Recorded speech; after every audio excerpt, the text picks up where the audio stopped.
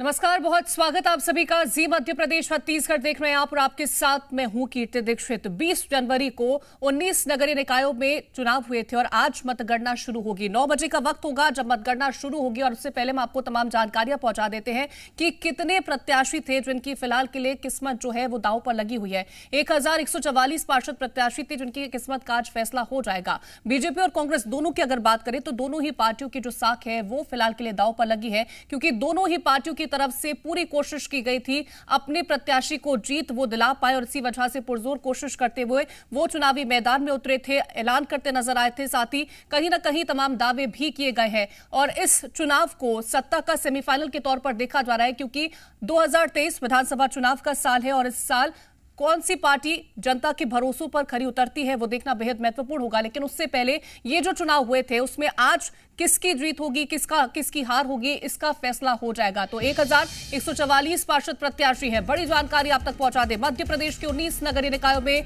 मतगणना शुरू हो चुकी है। 6 नगर पालिका और 13 नगर परिषदों के लिए ये वोटों की गिनती शुरू हो चुकी है। 1144 पार्षद प्रत्याशियों की भविष्य का आज फैसला हो जाएगा। बीजेपी और कांग्रेस में वर्चस्व की टक्कर है। तो 19 नगरीय निकायों में चुनाव हुए थे और आज उसकी काउंटिंग शुरू हो चुकी है। वोटों की गिनती सुबह 9 बजे से शुरू हो गई है। करीब आपको बता दें कि रुझान थोड़ी ही देर में आने शुरू हो जाएंगे और काउंटिंग के लिए प्रशासन की तरफ से तैयारियां भी पूरी कर ली गई हैं। 6 नगर पालिका 13 नगर परिषद के लिए 20 जनवरी को वोट डाले गए थे और अनूपपुर जिले की अगर बात करें तो जैतहारी और बड़वानी के राजपुर निकाय में 80% मतदान हुए थे। तो वोटों की गिनती अब शुरू हो चुकी है। 9 बजे का वक्त था और 9 बज चुके हैं और वोटों की गिनती अब शुरू हो चुकी है। 1144 प्रत्याशियों की किस्मत का आज फैसला हो जाएगा। बीजेपी और कांग्रेस में वर्चस्व की टक्कर है, क्योंकि अगर बात की जाए तो मुख्यमंत्री शिवराज सिंह चौहान भी मैदान में उतरे थे। उन्होंने भी चुनाव को लेकर के प्रचार किया था। 6 नगर पालिका और 13 नगर परिषदों में वोटों की गिनती अब शुरू हो चुकी है। क्या रुझान रहेंगे वो अपडेट भी हम आप तक पहुंचाएंगे। 6 नगर पालिका 13 नगर परिषद के लिए 20 जनवरी को वोट डाले गए थे और ये जो चुनाव हुए थे उन्हें सत्ता के सेमीफाइनल के तौर पर देखा जा रहा है, क्योंकि 19 नगरीय निकाय हैं। यहां पर किसकी सरकार बनेगी। हालांकि जनता के जो मुद्दे हैं वो आम मुद्दे हैं। लोग सड़क, बिजली, पानी, स्कूल, तमाम ऐसी चीजों को लेकर के वोट डालने जाते हैं, लेकिन बहुत ज्यादा प्रभाव ये जो नतीजे हैं वो 2023 का जो विधानसभा चुनाव होने वाला है साल के अंत में, उस पर भी पड़ता हुआ दिखाई देगा। तो मध्य प्रदेश राज्य निर्वाचन आयोग की तरफ से तैयारियां पूरी कर ली गई थी और आपको बता दें कि निकायों में जो मतदान हुआ है वो 65% हुआ था और पीथमपुर में सबसे कम प्रतिशत देखे गए थे वोट और 5 जिलों के 19 नगरीय निकायों में 343 वोटों में पार्षद पद के उम्मीदवारों का फैसला। थोड़ी ही देर में जब रुझान आने शुरू हो जाएंगे तो उसका भी अपडेट हम आप तक पहुंचाएंगे। लेकिन राघवगढ़, जो कि पूर्व मुख्यमंत्री दिग्विजय सिंह का गृहनगर है, यहां पर भी कांग्रेस का दबदबा रहा है। लेकिन अब देखना दिलचस्प हो जाएगा कि आखिरकार आज किसकी जीत और किसकी हार यहां पर होती है, क्योंकि धर्मेंद्र सिकरवार की बात करें तो भाजपा जिला अध्यक्ष बनने के बाद उनका ये पहला चुनाव होगा और ये बेहद महत्वपूर्ण बन जाता है कि आखिरकार किस तरह से बीजेपी की यहां पर परफॉर्मेंस होने वाली है। और इसी के साथ ही धार की बात करते हैं तो धार में भी बेहद ही महत्वपूर्ण चुनौती देखने को मिलेगी। बीजेपी जिला अध्यक्ष सेवादास पटेल ने पूर्व के चुनाव की तरह 12 वार्ड जीतने का अनुमान लगाया है, लेकिन उनका अनुमान कितना ज्यादा सटीक बैठता है वो देखना बेहद ही दिलचस्प होगा। तो आपको हम बता दें कि वोटों की गिनती फिलहाल के लिए शुरू हो चुकी है और क्या रुझान रहेंगे वो लगातार अपडेट हम आप तक पहुंचाने वाले हैं। तो मतगणना को लेकर के सुरक्षा के पुख्ता इंतजाम कर लिए गए हैं। 20 जनवरी को 19 निकायों में वोटिंग हुई थी और ये जानकारी हम आप तक पहुंचा देंगे। हालांकि जो भी रुझान धीरे धीरे करके सामने आएंगे वो भी अपडेट हम आप तक पहुंचाने वाले हैं।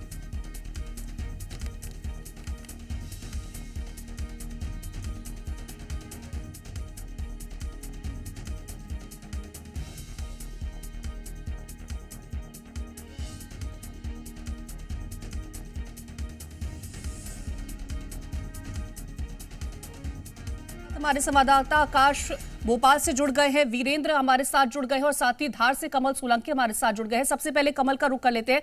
कमल, 9 बज चुके हैं, वोटों की गिनती वहां पर शुरू हो चुकी है, क्या तस्वीरें हैं, दिखाइएगा।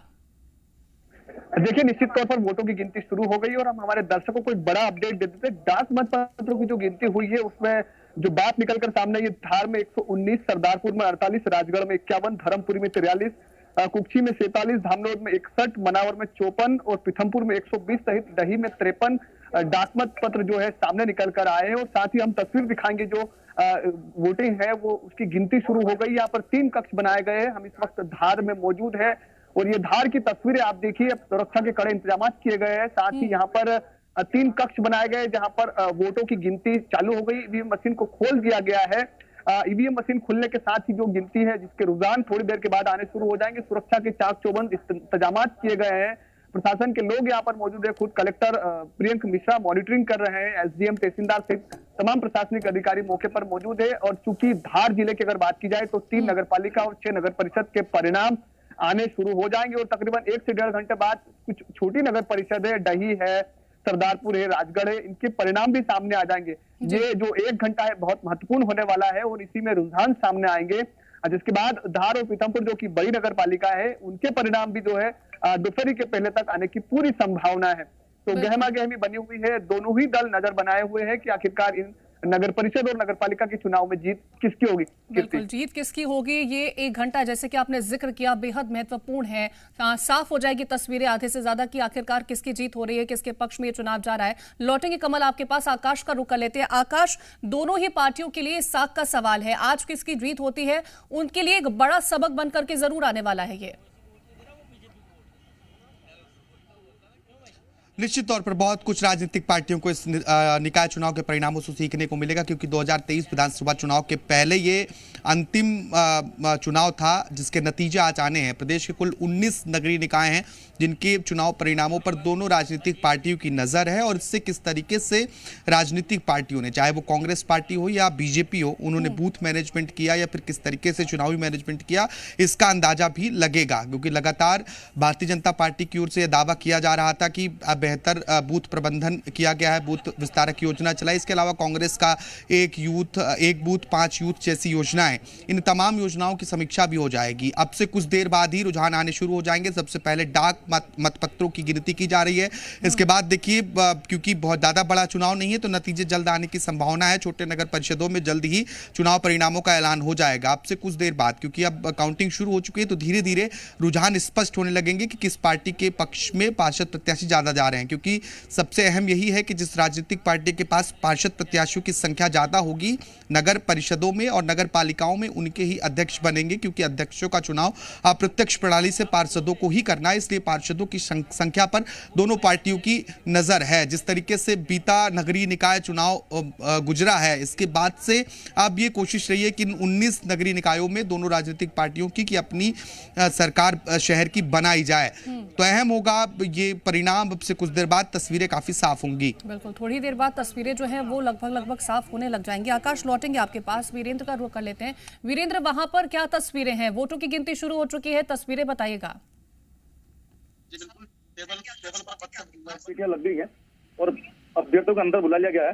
फिलहाल अगर डाक मतपत्र की बात करें तो राजपुर में सिर्फ एक मतपत्र अभी डाक मत से प्राप्त हुआ है। जिले की बात करें तो 22 मतदान केंद्र पर 123 पार्षदों के भाग्य बंद है जिन्हें आज खोला जा रहा है। जिले की 7 नगर निकाय सीटों में 2 नगर पालिका और 5 नगर परिषद है, जिसमें राजपुर नगर परिषद में सबसे अधिक मतदान हुआ है। यहाँ की बात करें तो 80% करीब मतदान हुआ है और जिले की अभी तक स्थिति स्पष्ट नहीं हो पाई कि यहाँ ऊंट किस करवट बैठेगा। बिल्कुल, लौटेंगे आपके पास वीरेंद्र। एक बार फिर से कमल का रुख कर लेते हैं। कमल, धार बेहद महत्वपूर्ण बन जाता है क्योंकि यहाँ पर विधायक नीना वर्मा जो है, उनके पति जो है पूर्व मंत्री विक्रम वर्मा, उनकी जो साख है वो दांव पर लगी हुई है। क्या माना जाए, कितना ज्यादा सफल होने वाला है बीजेपी के लिए ये वाला चुनाव? निश्चित तौर पर अगर बात की जाए पूर्व केंद्रीय मंत्री विक्रम वर्मा की, तो वो स्वास्थ्य लाभ ले रहे हैं क्योंकि उनका स्वास्थ्य साथ नहीं देता है। लिहाजा यहाँ पर कमान जो है भाजपा जिला अध्यक्ष राजीव यादव संभाल रहे हैं। खुद मीना वर्मा भी चुनाव प्रचार में जुटी रही। मुख्यमंत्री शिवराज सिंह चौहान ने भी यहाँ पर सभाएं की, रोड शो किया प्रत्याशियों के पक्ष में।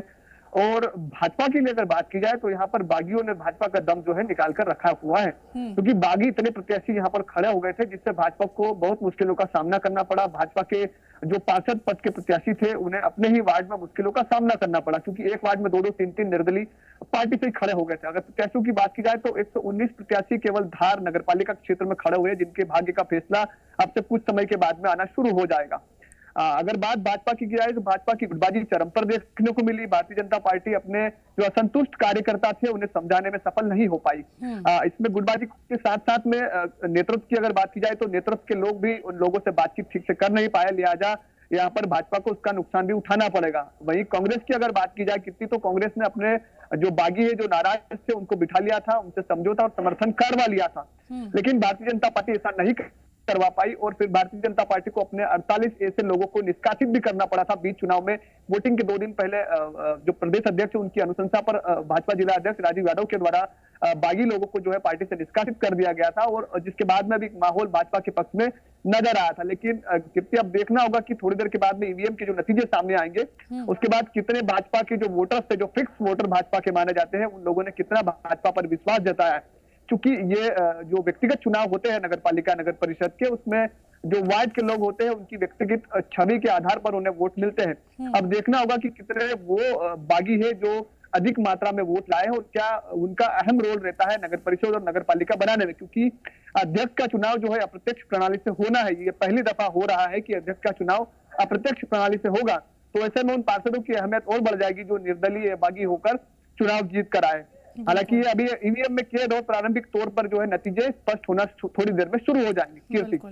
ईवीएम के जब नतीजे निकलेंगे तो कहीं ना कहीं हल्की हल्की तस्वीरें साफ होने लग जाएंगी, धीरे धीरे पता चलने लग जाएगा कि आखिरकार क्या नुकसान भाजपा को झेलना पड़ा है या फिर यहाँ पर उनको फायदा देखने को मिल रहा है। लौटेंगे आपके पास कमल, वीरेंद्र का रुख कर लेते एक बार फिर से। वीरेंद्र, वहां पर सुरक्षा के लिहाज से अगर बात की जाए, क्या तैयारियां की गई हैं, क्या कहते व्यवस्थाएं वहां पर देखने को मिल रही हैं?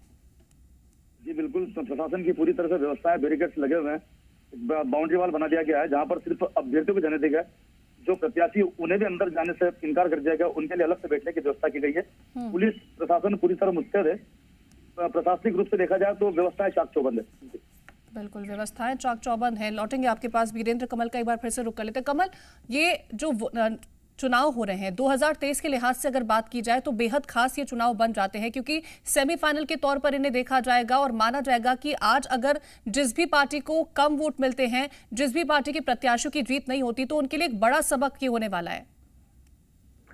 निश्चित तौर पर नगर पालिका के नगरीय निकाय के चुनाव सत्ता का सेमीफाइनल माना जाता है और मध्य प्रदेश में तो खास तौर पर यह बहुत अहम हो जाता है, क्योंकि अब मुश्किल से 8 से 10 महीने के बाद में मध्य प्रदेश में जो है चुनाव होने वाले हैं। तो इसी को दृष्टिगत रखते हुए मुख्यमंत्री शिवराज सिंह चौहान, वीडी शर्मा और तमाम भाजपा के जो नेता है वो लगातार चुनाव में लगे रहे और उन लोगों ने स्पष्ट रूप से अपने कार्यकर्ताओं को और संगठन के लोगों को स्पष्ट कर दिया था कि ये सत्ता का सेमीफाइनल हो और अधिक से अधिक लोगों को बाहर निकाले और जो वोटर से उन्हें बाहर निकाल कर लाए, उनसे वोटिंग करवाए और अधिक से अधिक अपने पार्षद जिताए, ताकि जो छोटे चुनाव है नगर पालिका के और नगर परिषद में, उसमें नगर सरकार भाजपा की बन सके। और इसी का जो परिणाम आएगा उसको ध्यान में रखते हुए ये बात क्लियर हो जाएगी कि भाजपा से कितने लोग रुष्ट है और कितने लोग संतुष्ट है, जिससे कि आने वाले विधानसभा चुनाव में भारतीय जनता पार्टी को फायदा मिलेगा। क्योंकि अगर धार जिले की बात की जाए तो धार जिले में कांग्रेस का दबदबा रहा है। नगर पालिका नगर परिषद की बात की जाए तो भी यहाँ पर कांग्रेस का कब्जा रहा है। साथ ही अगर पिछले विधानसभा चुनाव की बात की जाए तो यहाँ पर केवल एकमात्र विधायक जो है नीना वर्मा, वो भाजपा की ओर से जीत कर आई थी। इसके बाद उस चुनाव में जरूर राजवर्धन सिंह दत्तीगांव जो कांग्रेस छोड़कर बीजेपी में आए थे, उन्होंने जीत का परचम लहराया था। आज भी अगर बात की जाए तो 5 विधायक कांग्रेस के धार जिले में है। और वही नगर पालिका नगर परिषद की अगर बात की जाए तो 2 नगर पालिका जो कि बहुत बड़ी है, धार और मनावर, माफ कीजिएगा, उनमें आज भी कब्जा जो है कांग्रेस का है। तो ऐसे में केवल धार नगर पालिका और पीथमपुर नगर पालिका ही भाजपा के पक्ष में थी। तो भारतीय जनता पार्टी चाहेगी कि तीनों नगर पालिका सहित 6 नगर परिषद में अपना परचम लहराए, जिससे कि भारतीय जनता पार्टी के साथ लोग जुड़ सके और जो आने वाला विधानसभा चुनाव है उसमें भी भारतीय जनता पार्टी को निश्चित तौर पर फायदा मिले। बिल्कुल, भारतीय जनता पार्टी को निश्चित तौर पर फायदा मिलेगा, वो तो आने वाला वक्त बताएगा। लौटेंगे आपके पास कमल, एक बार फिर से रुक कर लेते हैं वीरेंद्र का। वीरेंद्र, अगर हम बड़वानी की बात करते हैं, वहां पर वोटिंग प्रतिशत किस तरह का रहा था और जो वोटिंग प्रतिशत रहा था, क्या उससे फायदा कांग्रेस को पहुंचेगा, बीजेपी को पहुंचेगा, क्या तस्वीर है? जी बिल्कुल, इस बार बता दूं कि इस बार के जो निकाय के चुनाव हुए हैं इसमें स्थिति स्पष्ट हो पाना बड़ी मुश्किल नजर आ रही है, क्योंकि कांग्रेस का भी दबदबा रहा है। बड़वानी की बात करें तो बड़वानी में नगर पालिका कांग्रेस की थी, वहां पशुपालन मंत्री का निवास है, 2 सांसद, 1 राज्यसभा सांसद, 1 सांसद है। लेकिन मतदान की बात करें तो बड़वानी नगर पालिका में सबसे कम मतदान हुआ।